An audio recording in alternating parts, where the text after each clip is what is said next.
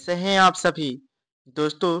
आशा करते हैं कि आप लोग बहुत ही मज़े में होंगे और क्लास 10th की तैयारी और बड़ी मेहनत से कर रहे होंगे। दोस्तों, आज मैं आप सभी के लिए वर्णिका का चैप्टर 3 लेकर आया हूं दोस्तों, जिसमें माँ कहानी लिखा गया है। कौन सी कहानी है दोस्तों? माँ कहानी के बारे में लिखा गया है दोस्तों। माँ के बारे में आज हम क्या शब्द ही कहें दोस्तों। माँ तो एक वैसा अनमोल शब्द है जिसके बारे में कोई कल्पना नहीं कर सकता है।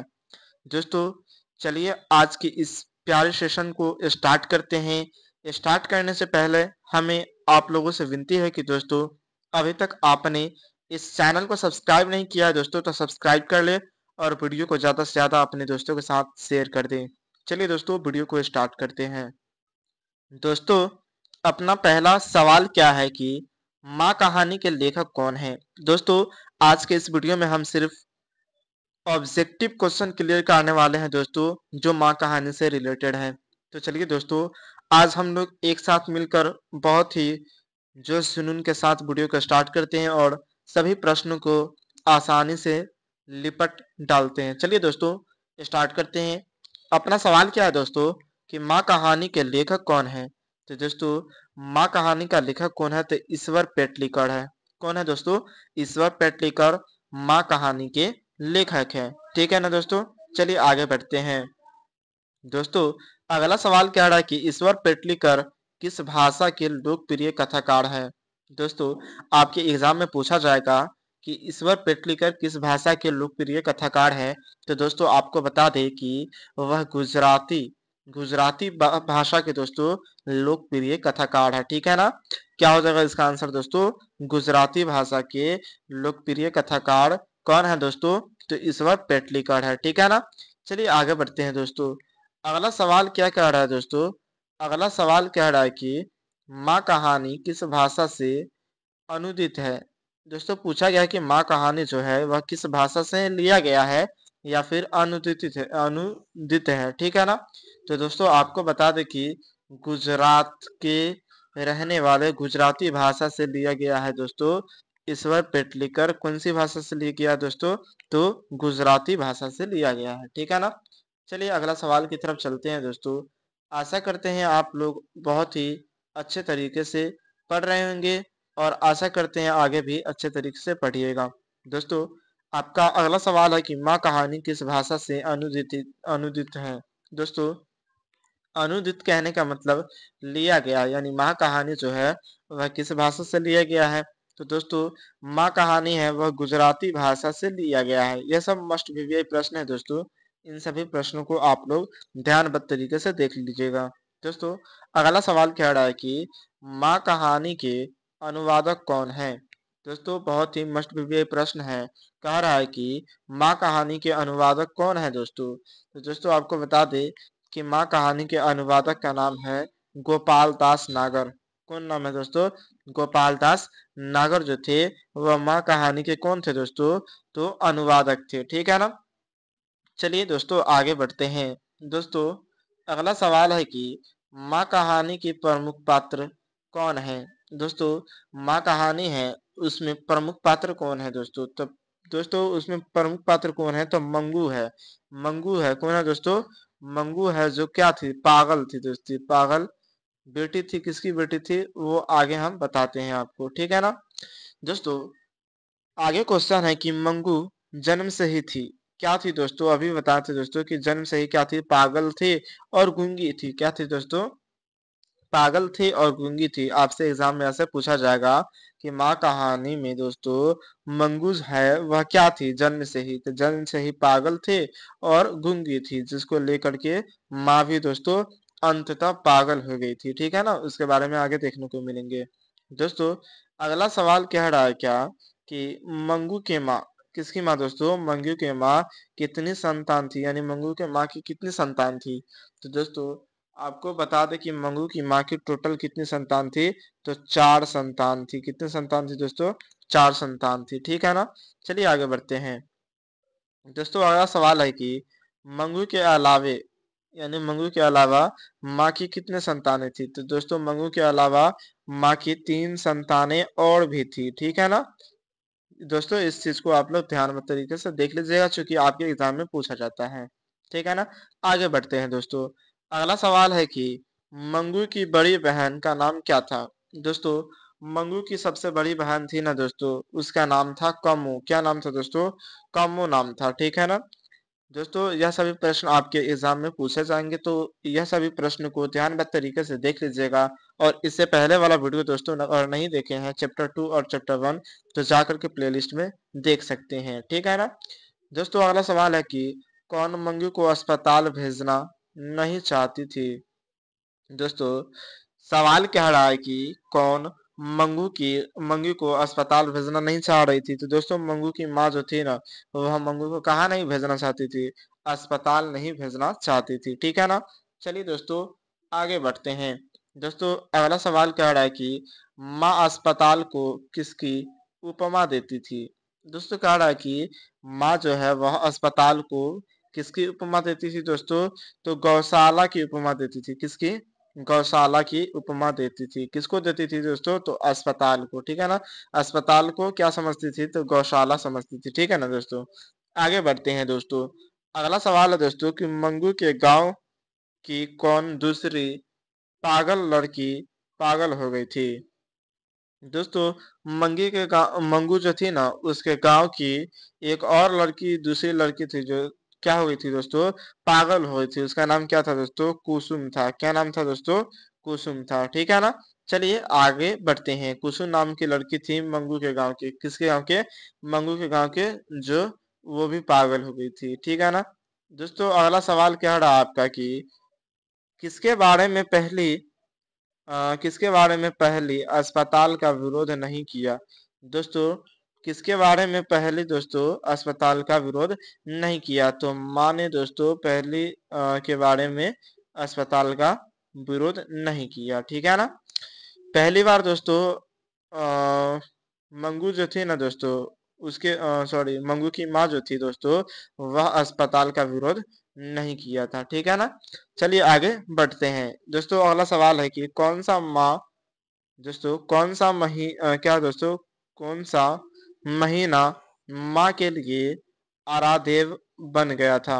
दोस्तों ऐसा कौन सा महीना था जो माँ कहानी की माँ, जो मंगू की माँ थी दोस्ती, उसके लिए आराध्य देव बन गया था। तो दोस्तों अगहन का महीना था ना, उसी महीने में आराध्य देव बन गया था। किसको? तो माँ कहानी के मंगू की माँ के लिए दोस्तों आराध्य देव बन गया था। कौन सा महीना? तो अगहन का महीना। ठीक है ना। आगे बढ़ते हैं दोस्तों। अगला सवाल है कि मंगू की प्राकृतिक मौत को माँ क्या मानती थी। दोस्तों अंततः मंगू की क्या हो जाती है दोस्तों? मौत हो जाती थी। लेकिन उसकी माँ क्या मानती थी दोस्तों? कि उससे क्या हो गया? तो छुटकारा पा गया। क्या? तो छुटकारा पा गया। ठीक है ना। आगे बढ़ते हैं दोस्तों। अगला सवाल है कि काला पानी किसका लोकप्रिय उपन्यास है। दोस्तों यह सवाल आपके एग्जाम में देखने को मिलेंगे और बार बार पूछा भी जाता है कि काला पानी जो है ना, वह किसका लोकप्रिय उपन्यास है। तो आपको बता दें दोस्तों कि ईश्वर पेटलीकर जो है ना, उन्हीं का उपन्यास कौन है? तो काला पानी। ठीक है ना। चलिए आगे बढ़ते हैं। अगला सवाल है दोस्तों कि अंदर किसी को देखने जाने का नियम नहीं है, यह किसने कहा।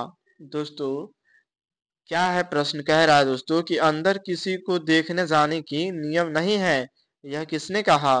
तो मेट्रन ने कहा था। कौन कहा था दोस्तों? मेट्रन ने कहा था। ठीक है ना। चलिए आगे बढ़ते हैं दोस्तों। अगला सवाल है दोस्तों 75 नंबर सवाल कह रहा है दोस्तों कि मंगू को भर्ती करने के लिए माँ ने किसे पत्र लिखकर बुलाया था। दोस्तों माँ कहानी में मंगू की माँ जो है ना, वह मंगू को भर्ती कराने के लिए कहाँ अस्पताल में किसको पत्र लिख करके दोस्तों बुलाया था। तो दोस्तों मंगू के बड़े पुत्र जो बड़े भाई थे ना दोस्तों, उसी को बुलाया गया था। यानी कि मंगू की माँ जो दोस्तों थी, माँ, उसके बड़े पुत्र को बुलाया गया था। कौन लिखकर बुलाया गया था दोस्तों? कौन लिखकर पत्र दिया था? उसके बारे में जान लेते हैं। तो मंगू को भर्ती करने के लिए दोस्तों उसकी माँ ने वो अपने बड़े पुत्र को पत्र लिख करके बुलाया था, ठीक है ना। चलिए आगे बढ़ते हैं दोस्तों। अगला सवाल कह रहा है दोस्तों कि मंगू कब से पागल थी। यानी दोस्तों मंगू जो थी वह कब से पागल थी, तो आपको बता दें कि मंगू जो थी वह जन्म से ही पागल थी, ठीक है ना। अगला सवाल है दोस्तों कि पागलों के अस्पताल में उपद्रवी मरीजों को कैसे रखा जाता था दोस्तों। पागलों की अस्पताल में दोस्तों क्या दोस्तों उपद्रवी मरीजों को कैसे रखा जाता था, दोस्तों कमरे में बंद करके रखा जाता था, ठीक है ना। अगला सवाल है दोस्तों कि मंगू को अस्पताल में भर्ती कराने के लिए माँ के पुत्र ने किसका ऑर्डर लिया, ठीक है ना दोस्तों। मंगू के अस्पताल में दोस्तों मंगू को भर्ती कराने के लिए मंगू को अस्पताल में भर्ती कराने के लिए माँ के पुत्र ने किसका ऑर्डर किया, तो दोस्तों मजिस्ट्रेट का ऑर्डर किया था। किसका किया था दोस्तों, मजिस्ट्रेट को ऑर्डर किया था कि मंगू को दोस्तों भर्ती लिया जाए। कहाँ दोस्तों, तो अस्पताल में, ठीक है ना। आगे बढ़ते हैं दोस्तों। अगला सवाल क्या रहा है दोस्तों कि माँ को कितनी पुत्रियां थी। यानी माँ को कितनी पुत्रियां थी दोस्तों, तो दो पुत्रियां थी। कितनी पुत्रियां थी, दो पुत्रियां थी। इस बात को आप लोग ध्यान दीजिएगा, ठीक है ना। अगला सवाल कह रहा है दोस्तों, अगला सवाल है कि रात में रोशनी, क्या दोस्तों, रात में रोशनी जलती रहने से इसे नींद नहीं आती, यह किसने कहा था दोस्तों। रात में रोशनी जलते रहने से इसे नींद नहीं आती थी, किसको नींद नहीं आती थी, यह पंक्ति किसने कहा था दोस्तों, तो माँ ने कहा था। कौन कहा था दोस्तों, माँ ने कहा था कि रात में रोशनी जलती है तो इसे नींद नहीं आती है। मंगू के बारे में कहा था, ठीक है ना। आगे बढ़ते हैं दोस्तों। दोस्तों अगला सवाल है कि मंगू की याद में कौन पागल हो गई थी।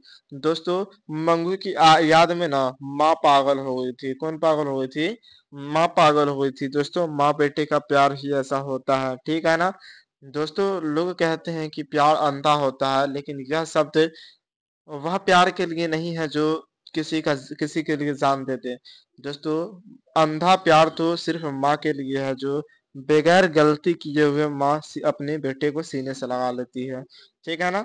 गलती किए हुए भी रहे तो माँ कहती है कि नहीं मेरा बेटा सही है, मेरा बेटा ऐसा कर ही नहीं सकता है, ठीक है ना। वो माँ थी दोस्तों। आगे क्वेश्चन है दोस्तों, मंगू को घर से अस्पताल के लिए किस गाड़ी से लाया गया था। दोस्तों क्वेश्चन है कि मंगू को घर से अस्पताल के लिए किस गाड़ी से लाया गया था। तो दोस्तों मंगू को अस्पताल तक लाने के लिए बैलगाड़ी का उपयोग किया गया था। यानी बैलगाड़ी में किसको लाया गया था दोस्तों, मंगू को लाया गया था, ठीक है ना। लास्ट क्वेश्चन है दोस्तों अपना ऑब्जेक्टिव क्वेश्चन का, मंगू को अस्पताल छोड़कर माँ घर वापस कब आई थी। दोस्तों मंगू को अस्पताल छोड़ करके माँ जो थी वह घर वापस कब आई थी, तो 10:45 पर दोस्तों मंगू की माँ आई थी, है ना। यानी कि कहने का मतलब 11:15 कौन आई थी, तो मंगू की माँ कहाँ आई थी, तो घर आई थी, ठीक है ना। किसको छोड़कर दोस्तों, तो मंगू को छोड़कर, ठीक है ना। आशा करते हैं आप सभी को यह सारा वीडियो समझ में आया होगा, और दोस्तों वीडियो अच्छा लगा होगा तो इस चैनल को सब्सक्राइब कीजिएगा और बेल आइकन को प्रेस करके चैनल को सब्सक्राइब कर लीजिएगा। दोस्तों फिर मिलते हैं, इसी तरीके के वीडियो को लेकर आते हैं, फिर से ऐसे ही कंटेंट लाते रहते हैं। तो हमारे इस चैनल को सब्सक्राइब करें और वीडियो को ज़्यादा से ज़्यादा अपने दोस्तों के साथ शेयर करें। फिर मिलते हैं दोस्तों, तब तक के लिए बाय, जय हिंद।